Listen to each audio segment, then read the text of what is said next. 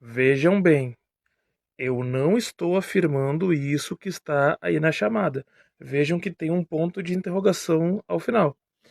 Mas vejam, não há dúvidas de que há um certo fato novo na eleição do Zohran Mamdani para a prefeitura de Nova York. Porque, afinal de contas, é um homem que nasceu em Uganda, claro, foi para os Estados Unidos ainda na infância, é um muçulmano praticante, né, não apenas de tradição familiar, e é autodeclarado socialista.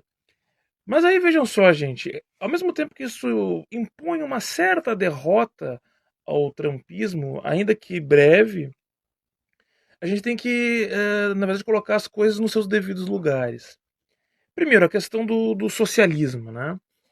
O Zohran Mamdani, ele pertence, digamos assim, a uma ala dentro do Partido Democrata que se reivindica como socialista. Mas vejam, o que eles chamam de socialismo, o que essas pessoas, né, que são lideradas ali pelo senador Bernie Sanders, que foi pré-candidato à presidência nas duas últimas eleições, né, e acabou não o próprio Partido Democrata trabalhou para boicotar a candidatura dele, né. Tem também a Alexandra Ocasio-Cortez, que é também uma parlamentar bem conhecida lá, né? Mas essa ala que defende como socialismo é o que a gente aqui chama de esquerda, na verdade. Porque, vejam, não há, de fato, o socialismo no sentido de tentar reger os meios de produção de acordo com as necessidades da classe trabalhadora, né? A partir das necessidades da classe trabalhadora e de acordo com as possibilidades de trabalho de cada indivíduo, que é mais ou menos o que define o socialismo, né? Então, na verdade, o que esses sociais-democratas, ainda que à esquerda, possam ali definir como socialismo é basicamente pautas que melhorem o estado de bem-estar social da classe trabalhadora, que melhore as condições de vida e de trabalho, o que é um avanço, eu não digo que não, né? É uma situação melhor do que a de hoje. Mas vejam, se a gente for pegar, eu me dei o trabalho de ver, de consultar, né, os programas defendidos pelo Zohran Mamdani, nós vamos ver ali que ele propõe gratuidade no transporte público de Nova York. Não consegui compreender se seria geral ou seria para alguns grupos, mas tudo bem. Ele propõe programas de assistência alimentar que não existem. Ele propõe creches gratuitas que não existem. No Brasil isso existe. É difícil de acessar, não contempla todas as mães que necessitam, né, as famílias que necessitam. Mas existe, lá não existe. Então ele está propondo isso. Ele propõe supermercados populares que vão ter parte do preço subsidiado pelo governo, pelo Estado. E aí, com isso, tendo uma diminuição dos preços dos alimentos que estão super inflacionados em Nova York e em todos os Estados Unidos, né?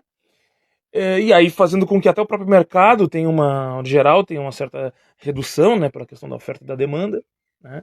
E programas de moradia, né, programas habitacionais que contemplem a classe trabalhadora, mas tudo isso seria com o Estado financiando, né? Então são políticas distributivas. Não seria necessariamente um socialismo, mas isso pro padrão econômico, pro padrão político estadunidense, é claro que isso acaba soando como praticamente socialismo, né? Mas a gente pode listar países no mundo, aí na Europa, na América Latina, que tem programas parecidos, né? Até no Brasil. Então, na verdade, isso está longe de ser um socialismo.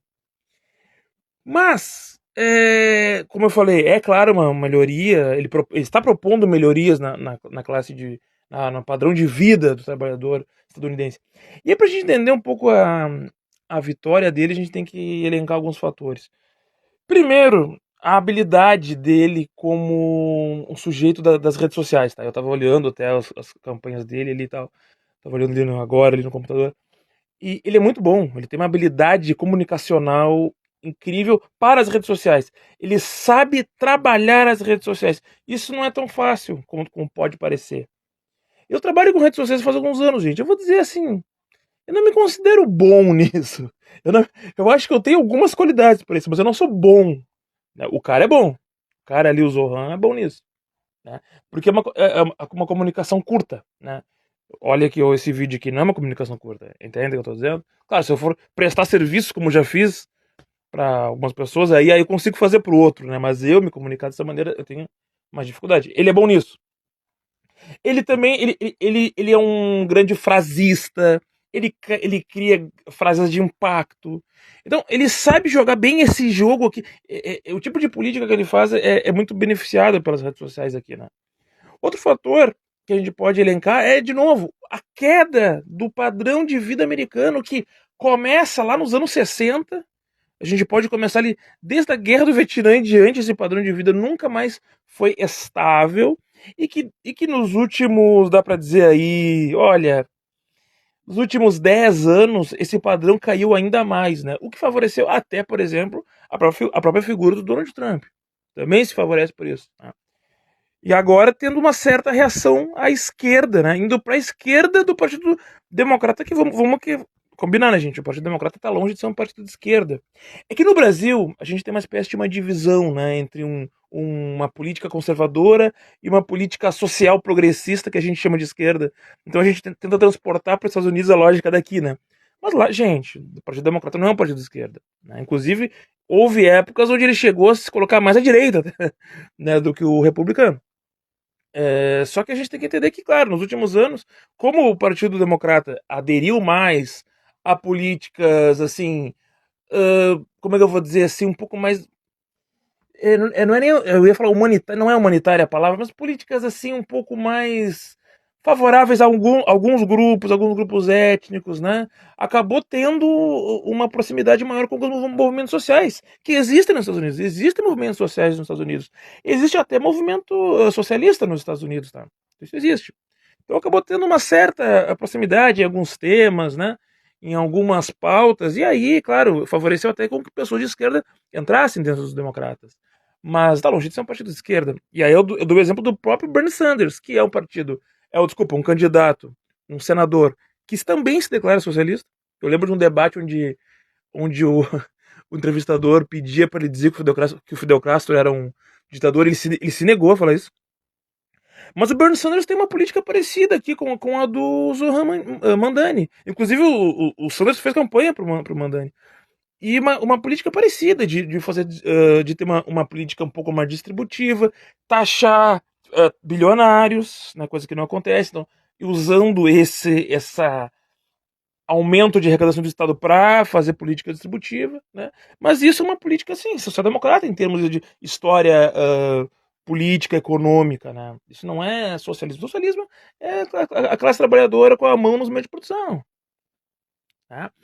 E aí vejam, quando o Bernie Sanders, que está muito à esquerda dentro do Partido Democrata, foi candidato a pré-candidato, né, à presidência, o próprio partido boicotou 2 vezes, colocando candidatos adversários a ele nos estados onde podia fazer mais votos. Aí depois, quando ele ia perder, eles tiravam o candidato para favorecer um outro candidato. Então, a gente tem que entender que se o Partido Democrata não é de esquerda, mas tem alas à esquerda, claro, o partido não quer que essas alas cheguem ao poder, mas é melhor que cheguem do que os republicanos. Né?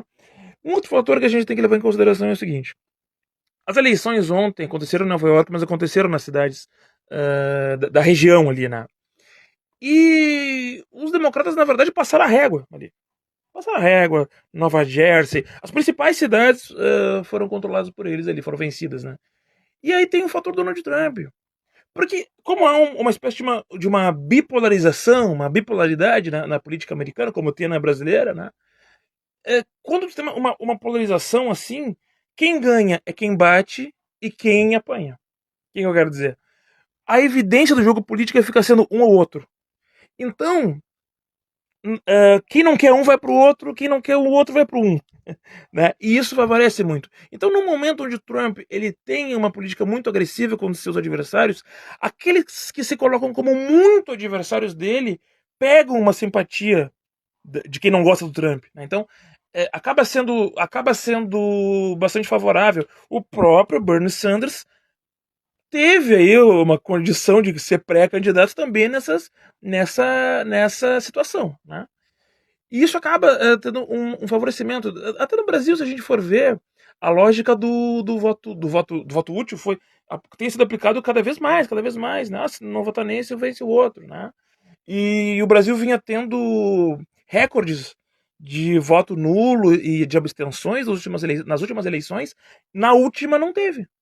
Porque a questão de Bolsonaro ou Lula foi tão forte que as pessoas tinham medo de não votar, né? E isso aconteceu aqui agora. Nós tivemos em Nova York uma votação de 2 milhões de pessoas, que foi a maior desde os anos 60.